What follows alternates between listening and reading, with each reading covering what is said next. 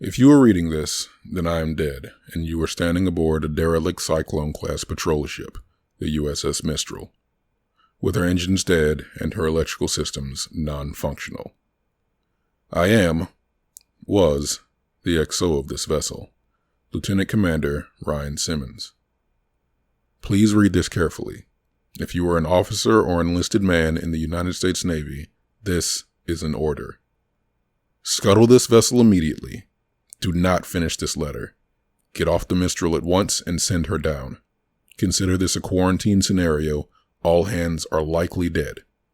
God help you if they are not. We are 8 days out of Kirkwall, tracking an intermittent and scrambled distress call from what appeared to be an Icelandic fishing vessel, the Magnusdottir, deep in the no-fishing zone of the North Sea. We found the vessel, or rather we found a mile-wide streak of oil and fragments, the largest of them still burning. The night before, the enlisted man on watch had reported seeing a flash of light on the horizon. The Magnusdottir's crew was nowhere to be found except for one lone fisherman, unburned and floating at the far end of the debris field. He had been shot in the forehead with a small caliber revolver. When we fished his pale blue corpse from the frigid water, he was still clutching a fishing knife in one clamped hand. What we were able to piece together from the fragmented and confounding evidence was that for reasons unknown, the crew had been in conflict, resulting in the murder of at least one sailor and the eventual sabotage and destruction of the ship. Visibility was only a few hundred feet as we spent the next day drifting silently among the debris in hopes of finding a survivor. The crew was already visibly shaken by the discovery. The grim dread of the fog and the lone, smoldering pieces of the Magnusdottir that collided with our hull unsettled even the most seasoned of us. We had expected an easy cruise and the simple retrieval of a dozen thankful Icelandic fishermen. What we got at first was a silent and oil-slicked coated sea, a single corpse, and more than a few nagging questions. The Mistral had just been serviced, after an extended tour with the Atlantic Fleet in Bahrain before a transfer to the North Sea. She was in good running order, so I can only assume that the initial mechanical failure was an act of sabotage, or of some external force. It happened the first night when our final sweep had been completed, and we returned to the site of the Magnusdottir's first transmission. There was nothing initially remarkable about the spot. A cold and lonely set of coordinates and little else. I was in my cabin, just settling down when the call sounded from the captain, offering little information, just a stern order to meet him on deck. Dressing quickly, I emerged from my cabin into a cloud of palpable unease and fear. The enlisted men and the junior officers were coursing through the ship towards the deck, like panicked rats. No one made eye contact or spoke. There was none of the usual gallows humor or camaraderie that bubbles up in situations of limited information. Just a grim inertia that pulled us out into the Arctic night. On deck, the night was unnaturally clear and cold, and the bright of the stars burned into frosty air. Around us in every direction, just a few hundred yards away, the fog and clouds whirled as if held at bay by our presence. The captain was at the railing, leaning over along with the men on watch. I approached him, suddenly desperate and panicked to know what was happening, when I saw it. The light flooding up from beneath us. The sea was flat, like the surface of a mirror. The water was black, reflecting the pale pinpricks of the stars. But beneath the surface, something glowed with a cold light. Pulsating shapes of violet, green, and deep cobalt blue shone from beneath. They flowed and merged and shimmered silently, deep below the glassy sea. We stared, 24 men and women, struck dumb and horrified by the sight. There was a sense of scale that emerged from the fluid movement of the lights. They seemed to be many fathoms beneath us, which would make them terribly large and impossibly fast. There were no solid shapes and no disturbance of the water, just a deep field of liquid flowing light. We watched for what seemed like hours, entranced by the mesmerizing ballet of cold light, a mirror reflection of the northern lights. When it ended abruptly, there were almost 3 simultaneous events. First, the light seemed to contract, each mote freezing in place and collapsing like the iris of an eye in bright sunlight. Secondly, there was a tremor in the air that first raised the hair on the back of my neck. As the ghostly lights winked out of existence, it rose in intensity until I thought my eyeballs might shake their way out of my head. Through the fog of sudden pain, I heard a noise rising above the Arctic wind.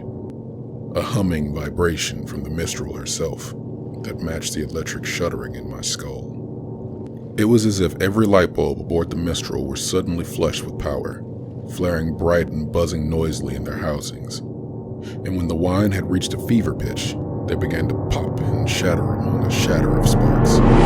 From start to finish, it lasted less than 2 seconds, and we were left floating silently in the dark waters beneath the starry sky on a dead and crippled boat. The damage was invisible, without any obvious cause, and total. Nothing aboard the Mistral worked. Each carefully crafted system of multiple redundancies had crumbled. Every light was shattered, even the replacement bulbs, and the small flashlights we all carried held fused and useless filaments. Satellite phones, shortwave radios, all means of communication were useless bricks of plastic and wire.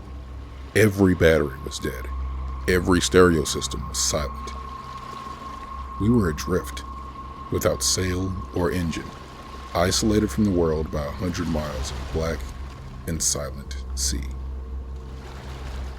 The crew moved through the ship that first night like moles fumbling through dark corridors with only a few pale green chemical lights to check each system. They relayed each disheartening message like a fire brigade through the darkness to where the captain and I stood on deck, trying to make sense of the senseless. At last, when nothing else could be done, I fumbled my way back to my cabin and tried to sleep, the darkness feeling like an oppressive many-fingered hand slowly gripping my chest. The next morning, I again took stock of our situation, hoping for some fragment of hope as we passed by in the night. The damage was total. We would have to find a way to send a distress call and hope that we had not drifted too far from our last known coordinates. The men may not have known the full details, but it was clear from their haunted visages that they knew how dire the situation was. The first death was that afternoon. The sounds of screaming brought me above deck and into a thick, heavy fog. High in the gloom, I could see bright, burning specks of light descending slowly. My stomach turned. It was 2 signal flares drifting uselessly through the haze. Some damn fool had fired the signal flares. I burned with an unfamiliar and foreign rage and rushed through the fog to the foredeck with hatred in my blood and fists clamped tight. The scene that emerged from the fog broke me from my stupor. The enlisted man, a flare gun still in his hand, lay broken in a pool of blood. The captain stood over him, clutching the railing, driving the heel of his boot repeatedly into the broken mess of the boy's skull. I realized then that the screaming I heard, a high-keening wail, was coming from the captain, his face in a rictus of animal rage. Around them was a small crowd standing motionless and silent, watching like sentinels.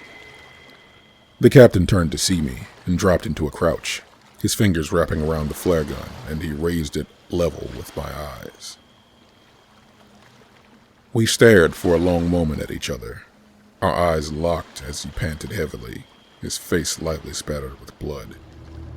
The only sound was the wet, gurgling exhale of the enlisted man's death rattle, a bubble of blood forming on his ruined face. I'd served with this man for nearly a decade. This was not the man I knew. This was a hollow simulacrum, filled with violence and terror. I spoke to him then, in a soothing voice, and I asked him to hand me the flare gun. He said nothing at first, and then spoke, his voice a tiny trembling sound that was swallowed up by the thick gloom around us. He's murdered us, Ryan. The fog. The flares will never. He shook his head, and clenched his eyes tight, as if he were trying to shake himself from a dream. Then he shuddered once, violently, his back arching like a seizure. "This little fuck has killed us," he choked out. The flare gun wavered in the air, and I took a step closer, reaching out for him. He opened his eyes, and I froze again as we stared silently at one another. "You're gonna die here," he giggled quietly. "I always wanted to watch you die, you fucking coward." He tilted his head back and laughed, one hyena-like bark to the gray sky, and then put the flare gun in his mouth and fired. The last flare igniting and temporarily bathing his head in a halo of magnesium orange and smoke. He tumbled back over the railing. If there was a splash when he hit the water, it was swallowed by the fog. I stood for what seemed like a very long time. It slowly dawned on me that I was alone, the silent audience having melted away below decks, no doubt taking the grim tale with them. I feared for morale, an absurd concern, I realize now, but could not move from the spot, as if sheer force of will would cause the sea to regurgitate this man, my friend. The first gunshot broke me from my reverie. In the emergency lockers, I found that a handful of flare guns remained, and I stuffed one into each pocket and entered into the dim passageway to below deck. Over the hollow retort of gunshots, other muffled sounds began to emerge. The choking sobs, the screams of pain and anger, all bringing the faint impression of the copper smell of blood. The dark was oppressive and thick as my heart rose in my chest. The pale fading light of the chemical glow sticks that hung at regular intervals illuminated the bare corridor, and I moved slowly towards my cabin. It had been sacked, and my service pistol was missing. The next two cabins held the corpses of the junior officers, their broken forms still in their bunks, skulls open like blossoming flowers under the point-blank shots. I felt the distinct and irrational desire to run on deck and leap overboard, to swim away from the boat into the unknown sea. I gripped a flare gun and held it out ahead of me, less like a weapon and more like a talisman. I began to pace slowly down the corridor to the enlisted bunks. The door was wide open, and the smell of blood and fear and shit was nauseating. As my eyes slowly adjusted to the dim, I saw a field of bodies, torn, shredded, and shattered by bullets and makeshift clubs. A few of the men still moved, twitching slightly. I watched in frozen terror as one man, his face a mask of blood and rage, turned up his head to regard me, and with a weak cry of rage began to drag himself with his arms, trailing a broken and shattered leg towards me. From the shadows, another form pounced on him, a boot digging into the wounded man's back with a wet cracking sound. I recognized the attacker's face in the green chemical dim, a quiet and bookish young man. Like the captain, this was not the man I knew. This was a beast that wore his skin. He reached down and grabbed the wounded man's jaw, thumbs slipping into his mouth. The wounded man growled a feral, mindless sound and tried to bite down, but his attacker gripped tight and pulled. The jaw came off with the sound of tearing tendons and an ululating shriek that vanished into the air. I was no longer breathing, holding silently at the entrance, but the attacker snapped his head up to see me, nostrils flaring. The jawbone hit the floor with a wet, meaty sound, and he lunged towards me with silent animal grace. I fired the flare gun and it hit him in the chest. His shirt caught fire and all air escaped his lungs with a sudden, forceful exhale. But impossibly, he continued on towards me.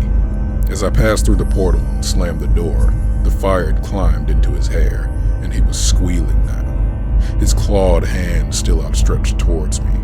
I felt him impact against the door, and saw that nightmare visage wreathed in fire through the small porthole, lips already burnt away to reveal 2 rows of perfect teeth. He wailed and began to smash his burning form against the door. Once, twice, 3 times, and then silence.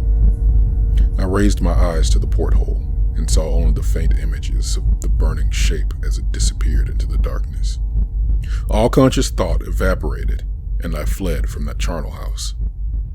I've barricaded all entrances to below deck now, and have doomed myself to a slow death at the hands of the enveloping cold. I can still hear the living ones down there, screaming and banging on the doors. They are not the men that I knew. I console myself with this thought as I leave them in the dark to starve or murder each other. If you've read this far and have not fled these waters, or God forbid are still aboard the Mistral, then I beg you again, leave now while you can. Do not look below deck. There are none of us left to save, and certainly none worth saving. It's cold now, and the fading day is surrendering the wan gray light to the dark. There are no stars this night, nothing but the heavy blanket of night.